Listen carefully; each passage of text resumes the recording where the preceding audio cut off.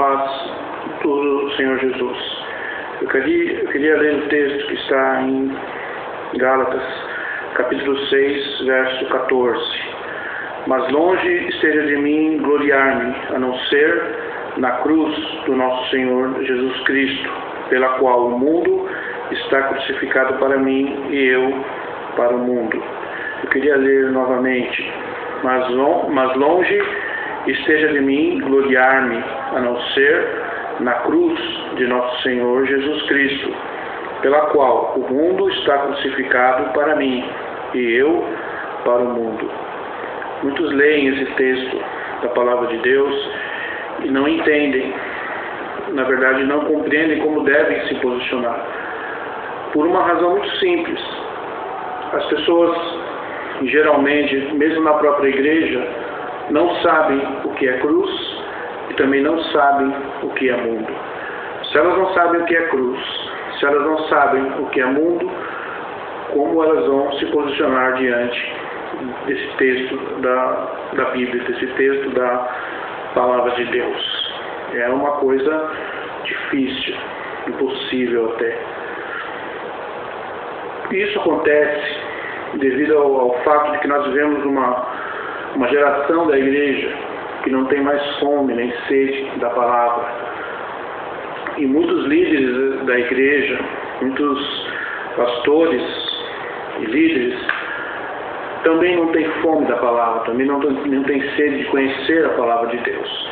E ensinam conceitos errados, distorcidos, tanto a respeito de cruz como a respeito de mundo. E faz com que as pessoas não se posicionem de maneira certa, de maneira correta, como a palavra de Deus ensina. E a cruz do nosso Senhor Jesus Cristo, ela tem um papel fundamental na nossa vida espiritual. Na verdade, ela é o princípio de tudo, é onde se inicia tudo. A pessoa que professa o cristianismo, mas vive uma vida fora dos princípios da cruz, ela vive apenas uma ilusão religiosa. Porque a cruz é a base da nossa redenção e da nossa vitória sobre Satanás. Porque lá em Colossenses 2, 14 e 15, a palavra de Deus diz que Cristo cancelou o nosso escrito de dívida, que nos era contrário, que constava de ordenanças e que nos era prejudicial. E removendo-o inteiramente, cravou-o na cruz. E despojando os principados e potestades, os expôs publicamente ao vitupério e à vergonha, triunfando sobre eles na cruz. A cruz é a base da nossa redenção, do pagamento da nossa dívida impagável com Deus, a salvação pela graça, e a base da nossa vitória sobre Satanás. Uma coisa importante a salientar é que aonde está a cruz do Senhor Jesus Cristo, ali o mundo está ausente. Aonde está o mundo, a cruz do Senhor Jesus Cristo está ausente. Não é possível se servir a dois senhores. Não é possível estar na cruz e ao mesmo tempo estar em aliança com o mundo. É uma coisa que é inconcebível. São duas coisas, dois elementos que não se misturam, cruz e o mundo. Como eu disse no início, muitas pessoas se confundem em relação a esse texto. Muitos até desistem do Evangelho porque pensam que mundo é algo completamente diferente daquilo que realmente é. E elas acham que para viver um cristianismo real, autêntico, elas não podem mais fazer nada, elas não podem ir a lugar nenhum, não podem ter contato com nenhuma pessoa. Isso é uma coisa totalmente irreal, uma coisa totalmente ilusória. É o espírito de religiosidade enganando as pessoas. Líderes despreparados ensinam conceitos errados, tanto de cruz como de mundo, que geram muita confusão e geram muita amargura, muito rancor, e muitas pessoas acabam desistindo do caminho de Deus porque não sabem, não conhecem a palavra de Deus. Então, eu queria falar primeiro sobre a cruz. O que é a cruz do nosso Senhor Jesus? Antes de dizer o que ela é, nós precisamos dizer, na verdade, o que ela não é, em primeiro lugar. Em primeiro lugar, a cruz de Jesus Cristo não são as pessoas à nossa volta. A cruz do nosso Senhor, do Senhor Jesus, não são as pessoas que nos causam problemas, não são as pessoas, elas mesmas problemáticas, não é o marido bêbado, não é a esposa incrédula, não é o patrão, não é o filho rebelde, não é o vizinho encrenqueiro. A cruz, na verdade, não é nenhuma pessoa. Outra coisa, a cruz de Jesus Cristo não são os problemas da vida, não são as adversidades. Porque as pessoas pensam assim, pensam desse modo. Aquele grande problema, aquela grande adversidade, o desemprego, a doença, o infortúnio, aquelas contrariedades que a pessoa enfrenta no trabalho ou dentro do lar, não são a cruz que nós temos que carregar. Porque, na verdade, todas as pessoas têm problemas. E todas as pessoas convivem com outras pessoas que lhes causam problemas. Todo mundo enfrenta isso. Tanto o cristão como aquele que não é cristão. Tanto aquele que frequenta a igreja como aquele que não frequenta uma igreja. Todos enfrentam problemas, adversidades. Todos têm que lidar com pessoas que se tornam seus adversários, até mesmo perseguidores.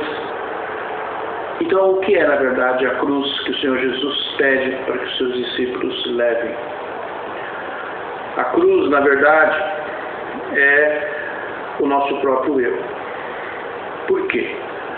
Porque o Senhor Jesus Cristo disse assim, lá no Evangelho de Mateus: todo aquele que quiser ser meu discípulo, negue-se a si mesmo, tome a sua cruz e siga-me.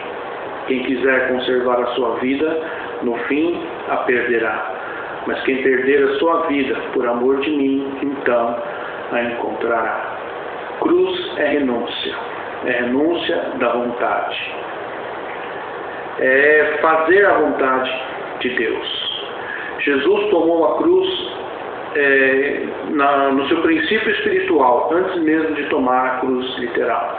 Lá no Getsemane, ele disse: Pai, passa de mim este cálice, mas contudo não seja como eu quero, mas como o Senhor quer. Isso é cruz. Isso é o princípio espiritual da cruz que o Senhor Jesus Cristo quer que os seus discípulos levem. Renúncia do ego, renúncia do eu.